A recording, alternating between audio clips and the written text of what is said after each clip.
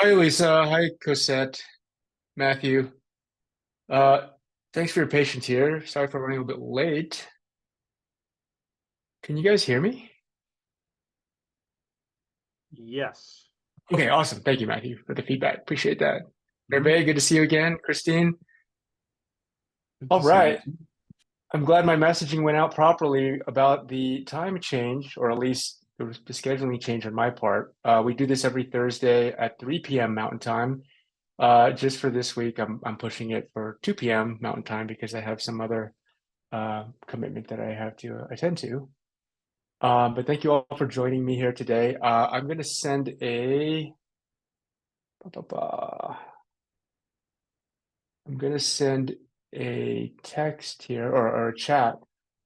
We have a question board that you can drop questions into. Oh, hey, great, thank you.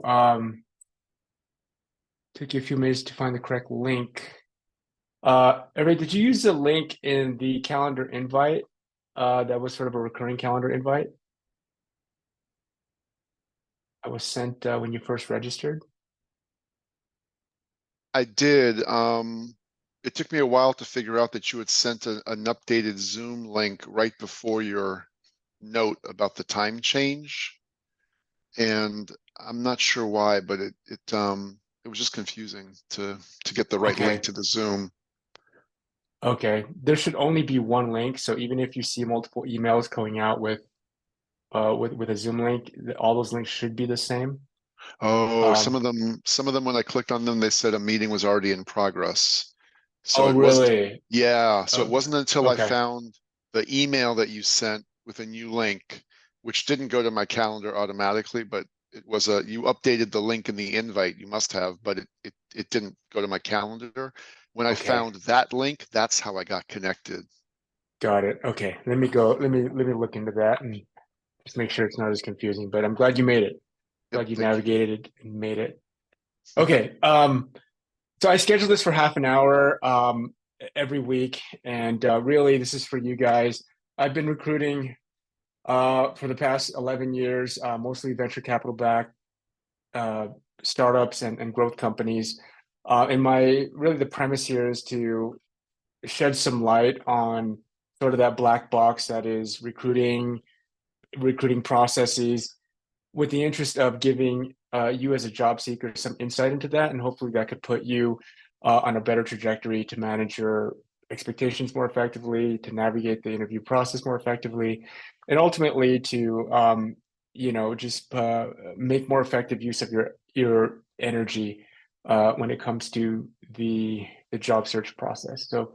Um, so anyway, the I don't really have much of a structure for how I run these. It's really, and I don't really prepare much for them. It's really just an opportunity for you to throw questions out, and then we could talk about it. I'll share my experience, and if anyone has any thoughts or comments, let's make it a discussion. Um, so I'm looking at the onlinequestions.org job board right now, and I will just pluck off questions that are upvoted.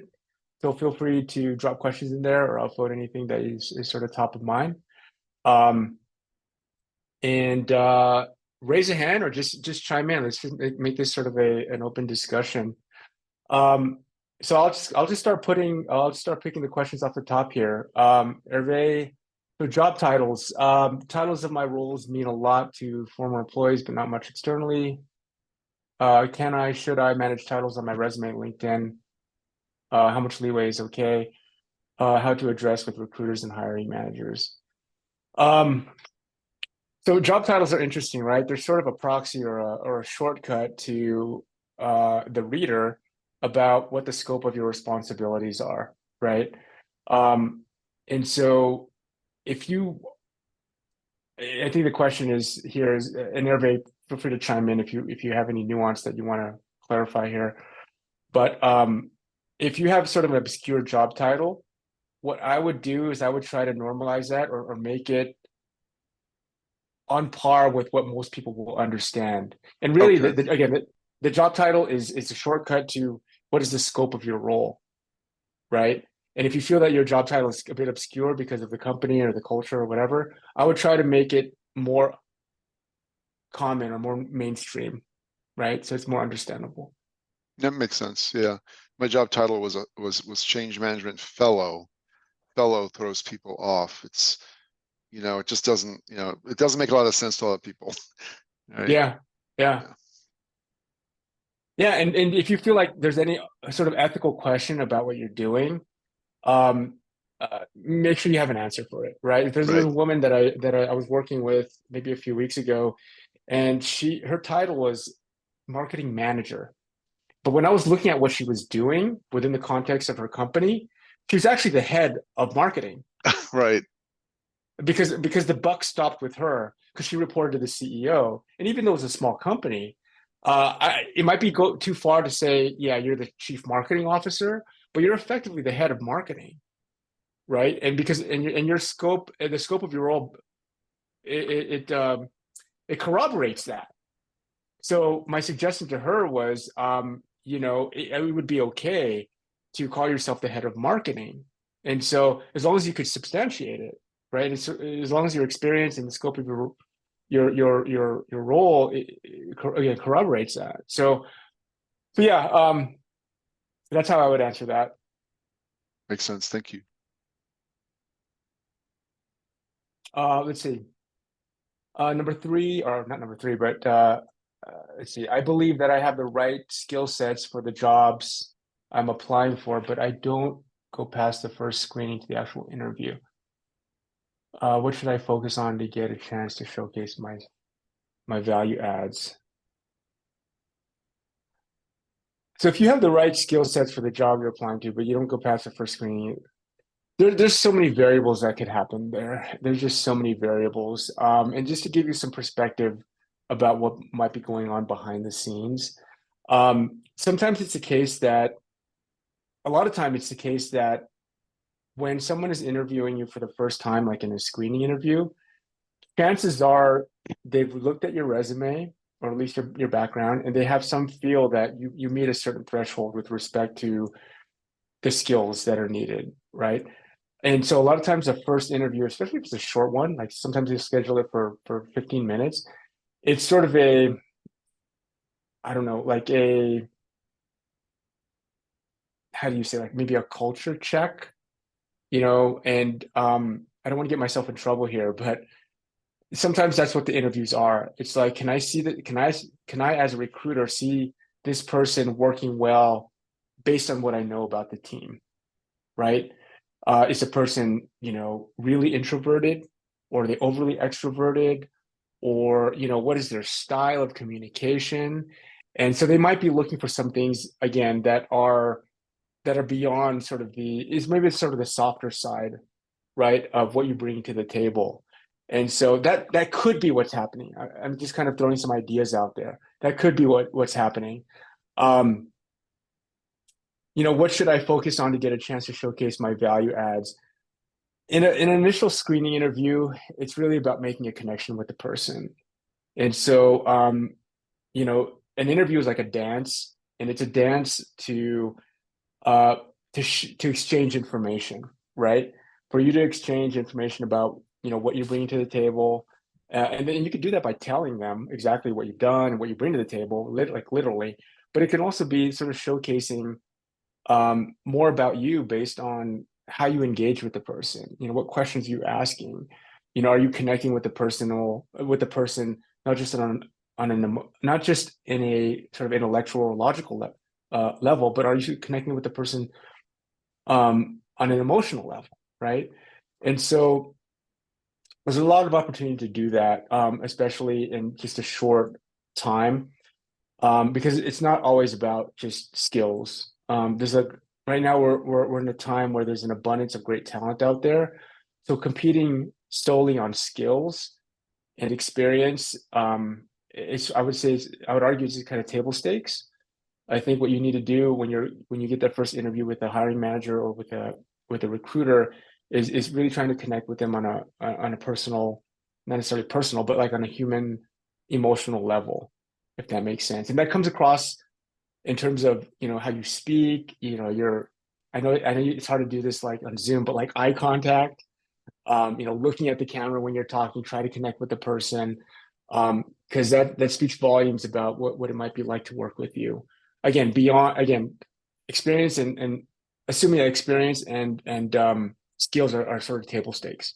That could be one way to differentiate yourself. And if you ask this question, feel free to, follow up clarifying questions. Just jump in. Again, I'm trying to find this balance between covering more breadth but also depth. So, any thoughts on recruiters for creative roles? As a senior video editor and post-production lead, I want to connect with the best people who place these roles. Yeah, in terms of networking with recruiters, you have to find a recruiter that sort of specializes or at least works in sort of your same domain, industry, functional area, or even level of seniority. And so, yeah, there's all kinds of different flavors of recruiters out there. So I would try to connect with the ones that sort of more align with what you're looking for. Some of these questions might have been asked last week, and I apologize. I should have sort of purged some of these out. The rest of these questions here, were these questions that folks here? I want to make sure I'm answering the questions that folks here are presenting. So why don't we just do it? What do you look at after you look at resume and LinkedIn profile? What is there a go-to third or fourth thing that you consider when you're talking with someone or looking at someone for the first time? Yeah, great question, Matthew. So as far as sequencing or priority, resume is typical. Cover letter, rarely. Usually I go from resume and I jump to LinkedIn profile. What I'm looking for in a LinkedIn profile is to give me sort of a bit of a more holistic perspective of the person. The resume is a little bit more of a narrowed, specialized, maybe even more formal look at the person.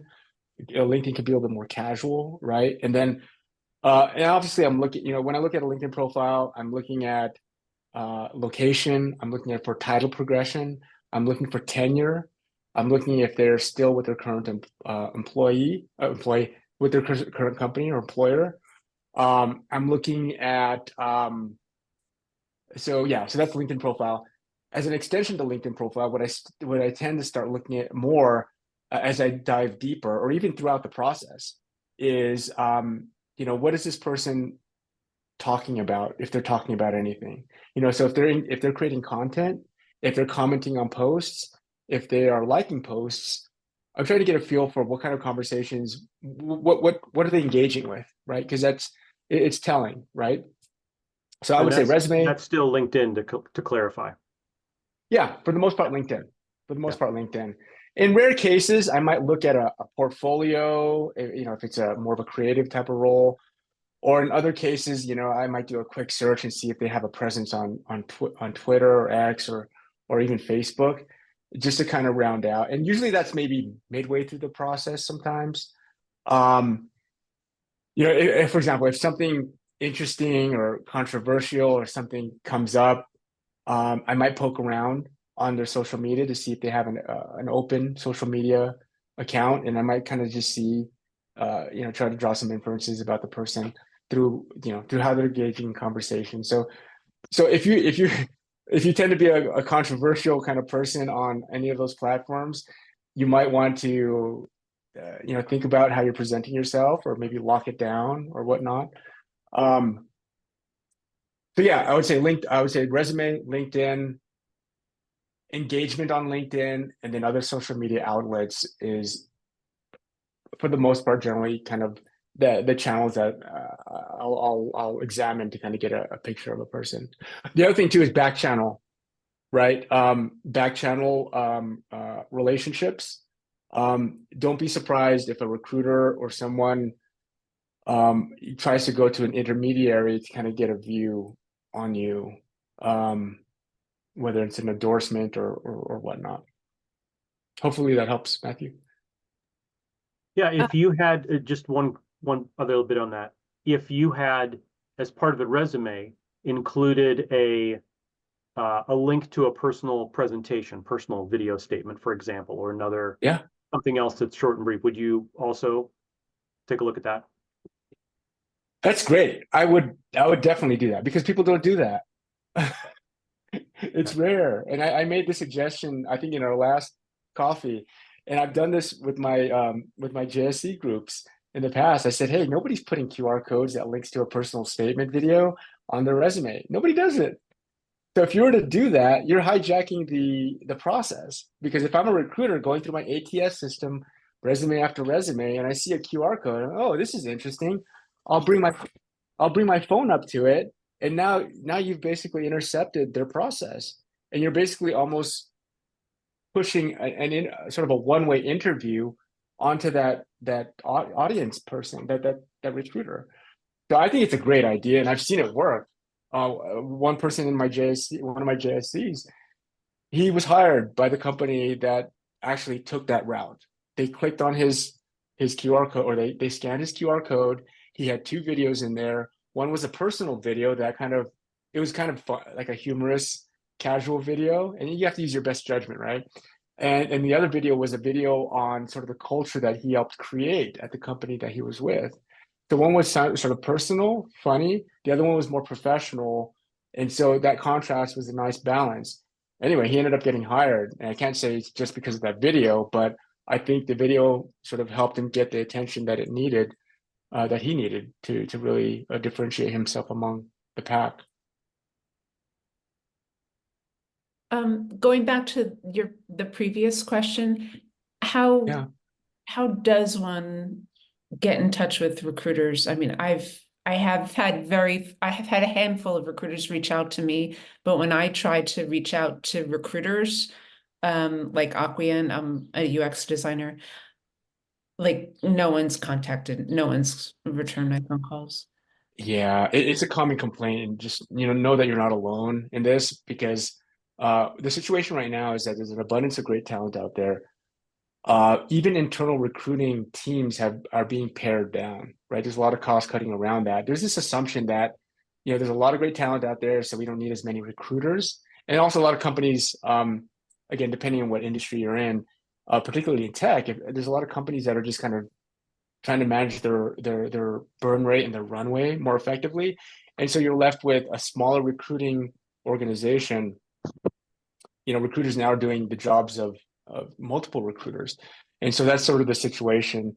And that's probably a large part of that's sort of impacting, kind of what you're seeing there in terms of people not reaching out. But one thing you can do, and I've made this suggestion many times, because this is what gets on my radar, right? Is a lot of recruiters spend a lot of time on LinkedIn.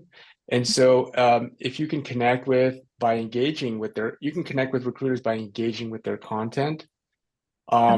And what I'd recommend is engage with their content, like it, better yet, comment on it in a meaningful way, in a way that is bringing some value or insight to the conversation. And now your name and picture is starting to be associated with something meaningful, especially if it's the recruiter has created a post or or the content.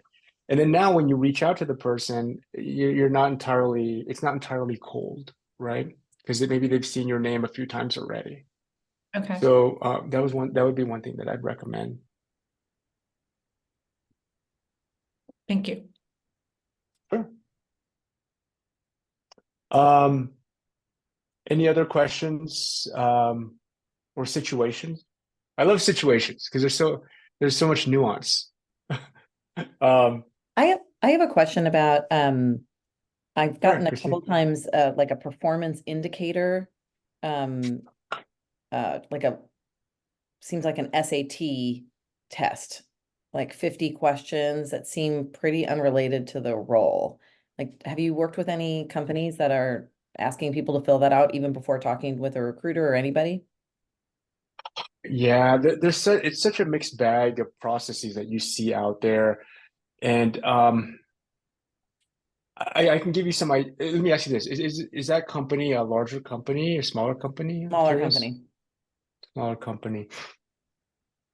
So when I've seen this done in a smaller company, it's sometimes as sort of a gating mechanism because they're just inundated with too many resumes. Mm-hmm. Mm-hmm. And that's sort of the mentality. Is like, oh my gosh, I'm a recruiter. I have 10 job requisitions I'm recruiting for. I have 500 applicants or resumes in each of these. Like, how am I going to filter through that to get to the meaningful people I want to look at? And so sometimes what they'll do is they'll just put some sort of hurdle or some sort of gating thing up front Yeah. and make the assumption that, okay, well, if somebody did it, then I'll give them more preference now, so that might be the case. Mhm. And they might even be doing that and not even looking at, the results of the gating thing. It's just that if Oh. this person, yeah, it's possible, right? And so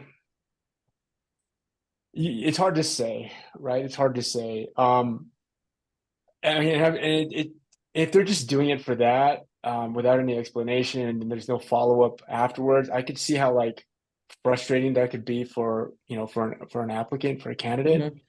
And so you kind of have to temper that. One thing you could do is you could look at Glassdoor reviews and kind Yeah. of see, because sometimes people, if they get sort of burned in that fashion, they'll leave a note in a Glassdoor review. And if you feel like that's the case, then you might think twice about spending the time on sort of that hurdle. Yeah. So I hope that's Yeah. helpful. Someone else in my JSC says they're like, I don't do that until after, like, I want to talk to a human being first. And if it's relevant to the job, because it mostly seems like it's stuff that's not relevant. Yeah, I mean, sometimes I've seen companies kind of do this where they do something, a personality test up front. Mhm. And again, I would take a peek at sort of the reviews that they have, Okay. because again, if they've been doing this and they've been burning people, and what I mean by burning people is they'll put this thing out there, and maybe you spend half an hour on it. If I did that as a candidate, and I invested an hour on your personality or cognitive Yeah. assessment test, I would at least feel entitled to some response, Yeah. right? Within a timely manner, like Yeah. at least within a week or two at the Yeah. longest, right? But then if you don't hear anything for anything, that's really demoralizing to the candidate. It's a terrible candidate experience, right? Yeah. And so what I would expect to see is like, probably some people making comments about that in a Glassdoor review. Okay. So Okay. Well, thank you. sure. And there's appropriate times for those kind of hurdles to be introduced. And yeah. So it might just be a shortcoming in terms of how they're sort of managing that experience. I do have a situation question for you. Yeah, sure, Matthew. I've worked at two jobs, my last two significant jobs, either 10 years or 13 years. So I tend to go to a place and I stay there for a long period of time. And Yeah. I've been officially an IC in each of those roles. But as I've grown in my career, I engage in mentorship because it seems like the right thing to do when you're in a group where you see people who want to grow and you can help them. When I interviewed, I think I reached the third round of interviews at most recent place, and the feedback to the person who I received at the end when they decided to go with someone else was that I seemed like I wanted to be more of a leader, and I was applying for a senior program management position, so still something similar to what my career had been. And it was curious to me that I came off like I wanted to be a manager when I don't have that direct formal management experience. So my question to you is, are there opportunities these days where people really are getting hired in, say, director roles as individual contributors? And if so, how might I go in with the right mindset for that? So let me see if I'm understanding the question correctly. It sounds Sure. like it past whatever 23 years. Did I count that correctly?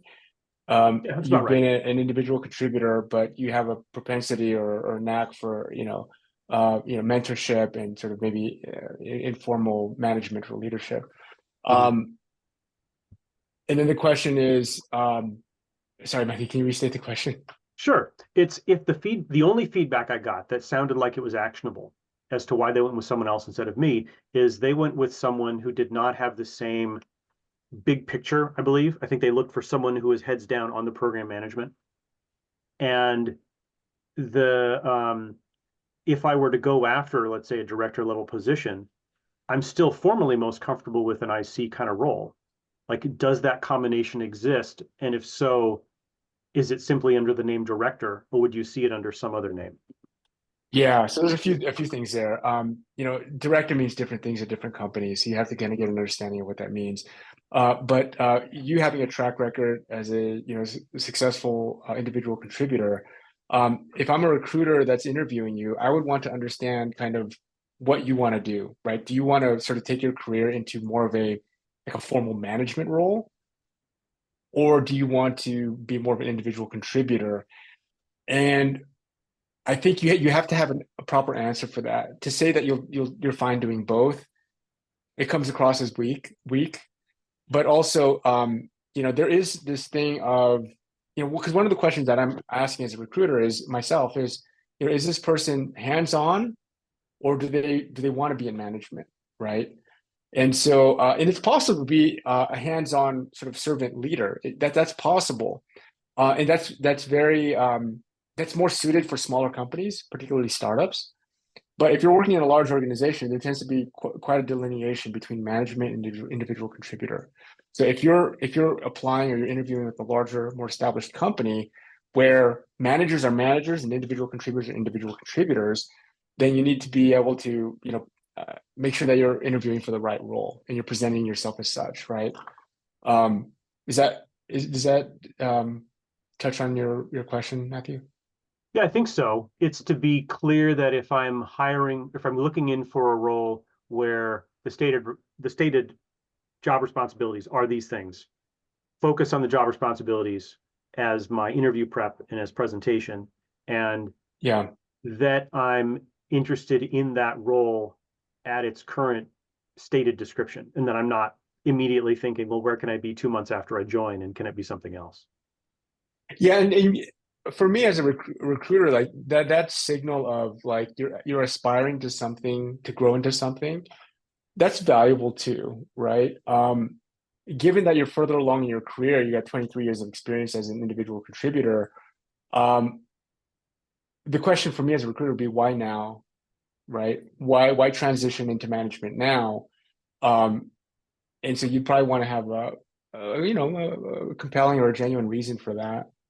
But if you are a strong individual It's what surprised me, as I did not have an interest in being a manager. Yeah. Whatever I said, though, came across, I think, as if I was somehow sideways transferring myself into that role. And Interesting. Okay. so I wanted to still make it clear to them that that's true to future people, that yes, I have the ability to do it, but that's not why I'm applying for a job. If I'm applying for an IC job, I promise I'm doing it because I want to be an IC. And it's possible that maybe your candidate market fit statement or sort of your branding maybe came off a little bit diluted, whether it's between I want to be in sort of in a management role, or I want to be more of an individual contributor role. Because one of the questions that I ask in typical screening interview is, I try to gauge how hands-on is the person. Like how much do they love their craft versus how much do they love developing people in their craft, right? And the latter is the management role, right? Because you're developing people, you're helping to orchestrate and sort of up level your team. So how much do you love the craft versus how much do you love developing people develop their craft, right? And you can be both, but I think you have to bias for one or the other, so any other questions out there, folks? I know that we're kind of at the bottom of the hour here. Lisa, Cosette, Miranda. Hi, Miranda. I didn't see you join. Hello. I snuck in a little late. You're good. You're good.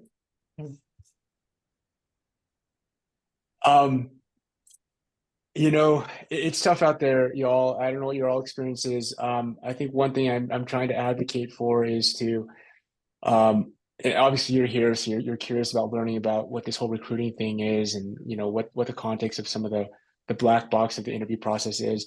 One thing I would suggest is just to plant a seed is and you're probably already doing this, but thinking about how AI is going to influence the evolution of your role. and how that's going to influence the trajectory of what your role means, in the bigger picture. It's not it's not being it's not as prevalent now of being asked this, but I think it's going in that direction. And the question is, yeah, what does it mean for your role? And how can you leverage generative AI and AI technologies to be much more effective in increasing your capacity and capabilities in your role? Something to think about. I've already had people ask me how I use AI, and I don't. Yeah, it's not too late to start. And one recommendation would be just to start playing with, your LLM, your chat GPTs. Look at Claude for Sheets. You're a designer? You're a designer. Did you say that? Yeah, they Lisa? want it for visual, like I guess Yeah. yeah, So I like mean, it's a build field day out there for you creative folks, right? Like, with Sora, with Midjourney, how are you creating content now? Yeah. So I would start playing with those tools. And I think the big thing is that there's so many tools out there. So being hyper technical about the tools is one thing, but the other thing is it's changing the paradigm for for me anyway, it's changing the paradigm for how you think, right? Because it's almost compelling you to be more intentional about sort of the end game. Like, what are we trying to accomplish here, and what's needed? And then you formulate that into an ask, which is your prompt. So, and it's very, and unless you've been in management for a while, like if you've been an individual contributor for a long time, the mindset is usually like, how am I going to do this? Like, how am I going to build this? How am I going to execute on this? Now you have this technology that's capable of doing a lot of the execution for you, not everything. But so now you're shifting your mindset to like, what do I need? What is the end game here? Like, what am I trying to create? And how can I get creative about that? And there's ways now that you can tighten the feedback loop on execution, where a large part in the past as an individual contributor focused so much on execution. Now you can spend less time on execution, a little bit more time strategically thinking about what you're trying to accomplish and being even more creative. So that's what I've found in my experience with AI over the past, whatever, 6 months, is that it's prompting me to change the mindset a little bit about, it's almost as if you have like an intern now. Like you have an intern that you can use on, a sort of co-pilot, right? And so yeah, I would start playing with this stuff, because you'll notice sort of maybe, I think you'll probably notice a little bit of a mind shift in terms of how you work and how you think.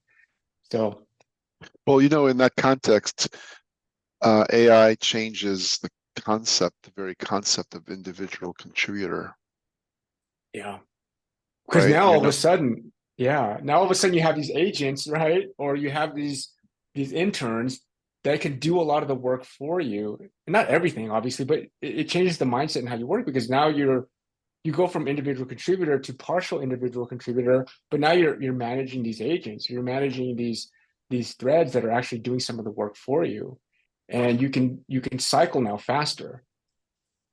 So yeah, sounds like you've kind of experienced that, Hervé, yourself, right? Well, I've been leaning into AI for over a year and a half, 2 years, and what I think about a lot is how to make sure companies can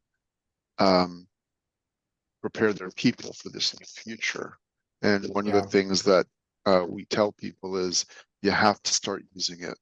You have to start playing with it just for your own sanity. And you just need to know what it can do, because it can really help you. Yeah. Right. And it's everywhere, right? I mean, it's baked into the Microsoft operating system, for crying out loud. So, you're not going to escape it. Yeah. And one recommendation is just, find a few folks that are creating content on LinkedIn, and that are talking about this stuff, and, they'll push stuff out, and, it's one way to get exposure to it. And then, just go down the rabbit holes, Lisa, go down the rabbit hole of Midjourney and play with that for, a solid few days and see where you get, there's a lot of free content out there, so you can start playing with it yourself and experimenting with it. So, all right, I appreciate you all. Oh, Thank you. Go ahead. I was going to say one more thing to end on a positive note, which is that, it's not perfect. It doesn't always give you the right answer. It doesn't always look great. It doesn't, it's not all that, as they say. So there's still a role for, for the human leading and the tool, assisting. So don't flip For it the sure. other way. Don't flip it the other way. We're not there yet. It's not sentient. Thanks for that.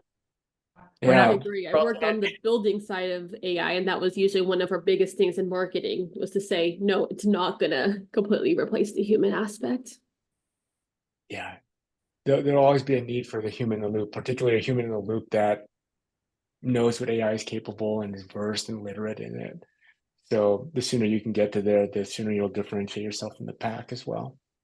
So I have to jump. I apologize, and I thank you guys for your time and for joining me here. I do this every week, and would love to talk more about recruiting, but even sort of the implications of AI as we weave that into the job search as well as the what it means for your career, right? Because things are moving so fast. So appreciate you all. I hope to see you next week, and have a great week.